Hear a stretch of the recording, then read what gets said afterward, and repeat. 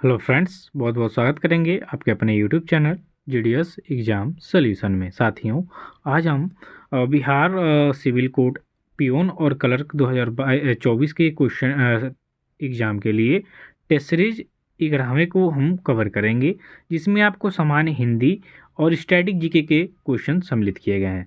तो इस set practice set में साथियों, इससे पहले 10 प्रैक्टिस सेट दिए जा चुके हैं, जो कि काफ़ी ज़्यादा इम्पोर्टेंट और विभिन्न टॉपिकों से संबंधित क्वेश्चंस थे। तो उन पे बढ़िया से विस्तृत व्याख्या कराया गया था। उसके बाद हम फिर ये वाला 11 नंबर का सेट आज लेके आए हैं, और ये भी आपके लिए काफ़ी ज़्यादा इंपॉर्टेंट साबित होगा। तो चलिए स्टार्ट करेंगे फर्स्ट क्वेश्चन से। सबसे पहले हिंदी के पोर्शन को कवर करेंगे कि वर्णों के व्यवस्थित समूह को क्या कहा जाता है साथियों। तो साथियों, वर्णों के जो व्यवस्थित क्रम को कहा जाता है वह कहा जाता है वर्णमाला। तो यहाँ पे आप ऑप्शन नंबर बी को सही करेंगे कि वर्णों के व्यवस्थित समूह को वर्णमाला कहा जाता है। तो यहाँ पे आप बी ऑप्शन को करेक्ट करेंगे।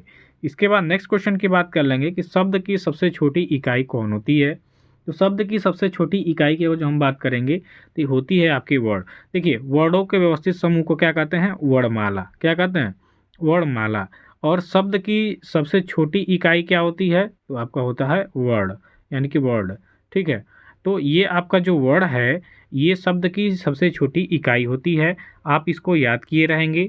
ठीक है, तो ऑप्शन नंबर ए इसका करेक्ट आंसर हो जाएगा। इसके बाद नेक्स्ट क्वेश्चन की बात करेंगे कि कंठ ध्वनि का उदाहरण हो जाएगा।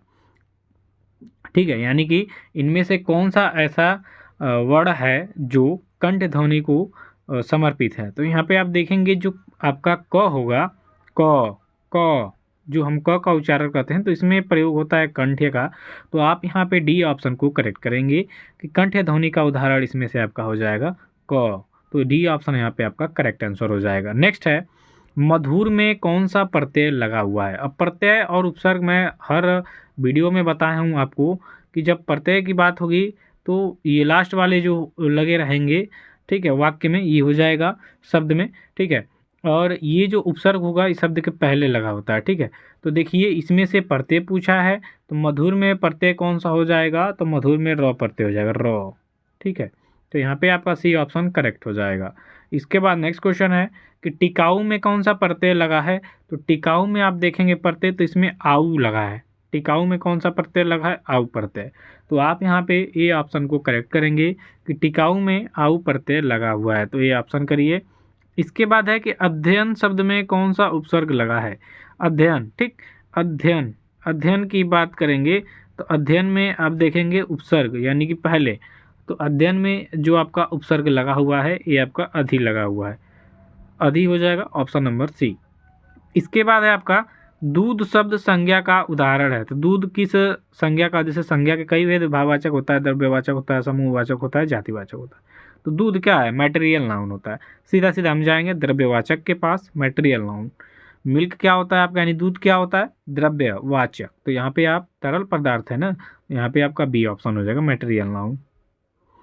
मना की भाववाचक संज्ञा क्या हो जाएगी? तो मना की जो भाववाचक संज्ञा हो जाएगी इसमें मनाही हो जाएगी। तो आप यहाँ पे डी ऑप्शन को करेक्ट करेंगे कि यहाँ पे मना की जो भाववाचक संज्ञा हो रही है साथियों ये आपका मनाही हो जाएगी। इसके बाद नेक्स्ट क्वेश्चन की बात करेंगे, कथन किसके लिए प्रयोग किए जाते हैं। अब कथन की यहाँ पे बात हो रही है तो कथन प्रयोग किसके लिए किया जाता है?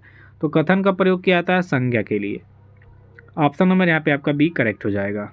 इसके बाद है कौन सा शब्द स्त्रीलिंग शब्द है। तो इसमें से आप स्त्रीलिंग शब्द देखेंगे तो ये आपका हो जाएगा छाछ। जो छाछ है ये आपका स्त्रीलिंग शब्द हो जाएगा। तो आप यहाँ पे ऑप्शन को करेक्ट करेंगे। नेक्स्ट है, किस शब्द का प्रयोग सदा बहुवचन में होता है।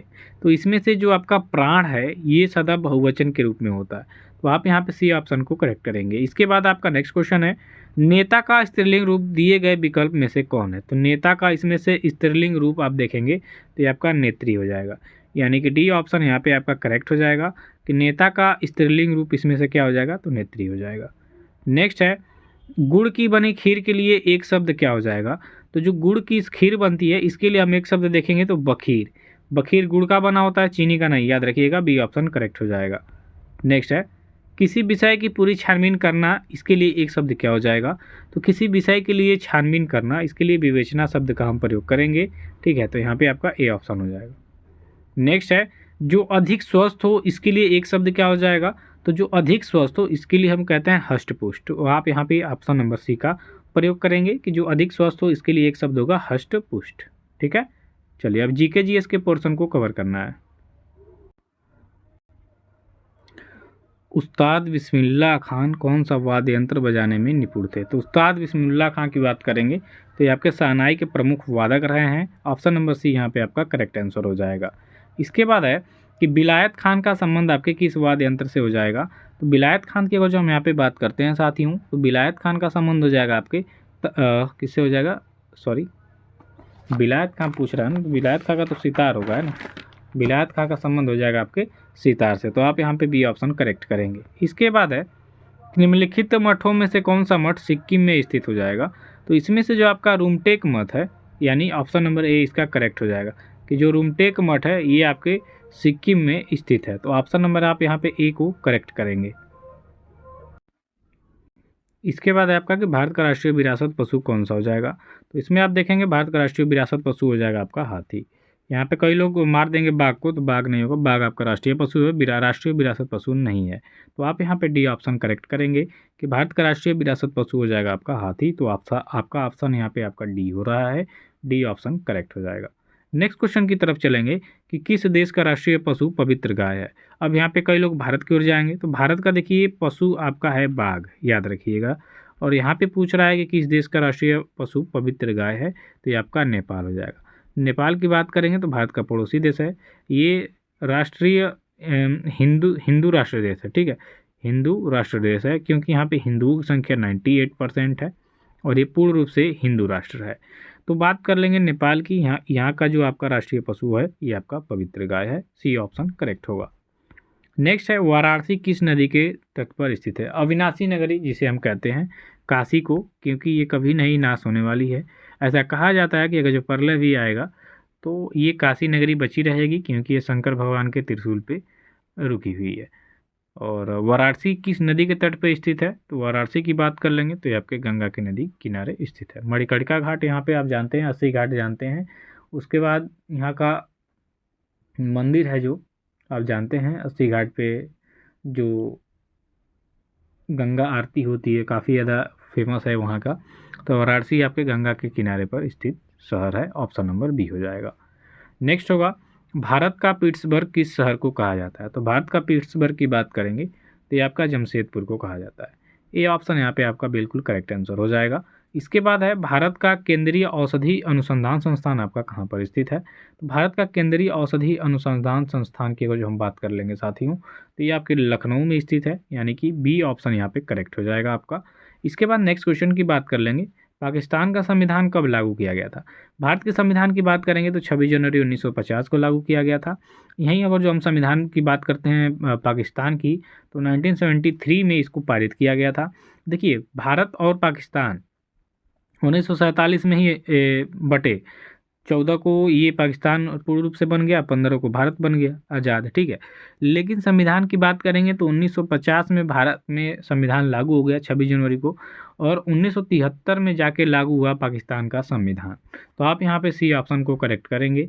इसके बाद नेक्स्ट है अंजुम चोपड़ा आपके किस खेल के साथ जुड़ी हुई हैं? तो अंजुम चोपड़ा की अगर जो हम यहाँ पे बात करेंगे तो ये क्रिकेट की खिलाड़ी है, यानी कि डी ऑप्शन करेक्ट हो जाएगा यहाँ पे। नेक्स्ट हो जाएगा अशोक के शिलालेख को सर्वप्रथम किसने पढ़ा था? तो अशोक के शिलालेख को सबसे पहले किसने पढ़ा साथियों? तो ये इसको पढ़ा गया था सबसे पहले जेम्स प्रिंसेप के द्वारा। तो आप यहाँ पे सी ऑप्शन करेक्ट करेंगे। इसके बाद है कि निम्नलिखित में से किसने भारत में प्रसिद्ध फारसी त्यौहार नौरोज को आरंभ करवाया? तो नौरोज त्यौहार की बात करेंगे तो इसको बलबन ने स्टार्ट करवाया था, याद रखिएगा, डी ऑप्शन करेक्ट हो जाएगा। इसके बाद है कि निम्नलिखित में से कौन सी खगोलीय वस्तु नहीं है? तो इसमें से खगोलीय वस्तु कौन नहीं हो जाएगी? तो जो भंगुर तारा है ये खगोलीय वस्तु नहीं है। तो आप यहाँ पे सी ऑप्शन को करेक्ट करेंगे। नेक्स्ट हो जाएगा कि निम्नलिखित में से भारतीय संविधान सभा का अध्यक्ष कौन था? तो भारतीय संविधान सभा का अध्यक्ष डॉक्टर राजेंद्र प्रसाद को अस्थायी रूप से चुना गया था। तो आप यहाँ पे बी ऑप्शन करेक्ट करेंगे। नेक्स्ट हो जाएगा मौलिक अधिकार किसके संविधान से ग्रहण किया गया साथियों? तो मौलिक अधिकार की कुछ हम बात करेंगे, ठीक है, तो ये कहाँ से आपका ग्रहण किया गया है?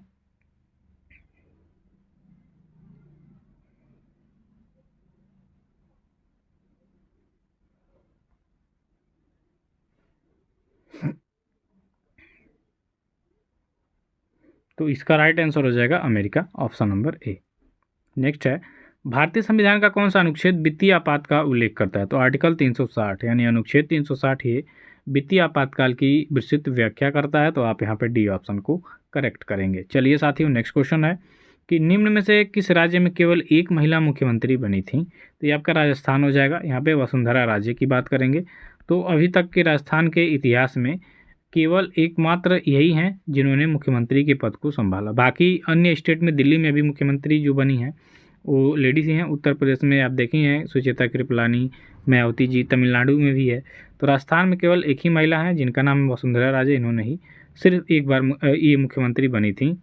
उसके बाद वहाँ पे कोई अन्य महिला नहीं बनी है। निम्नलिखित में से कौन सा भारतीय अर्थव्यवस्था का प्रमुख लक्षण हो जाएगा? तो ये सभी लोग जानते हैं मिश्रित अर्थव्यवस्था होती है भारत की। तो ऑप्शन नंबर बी हो जाएगा यहाँ पे।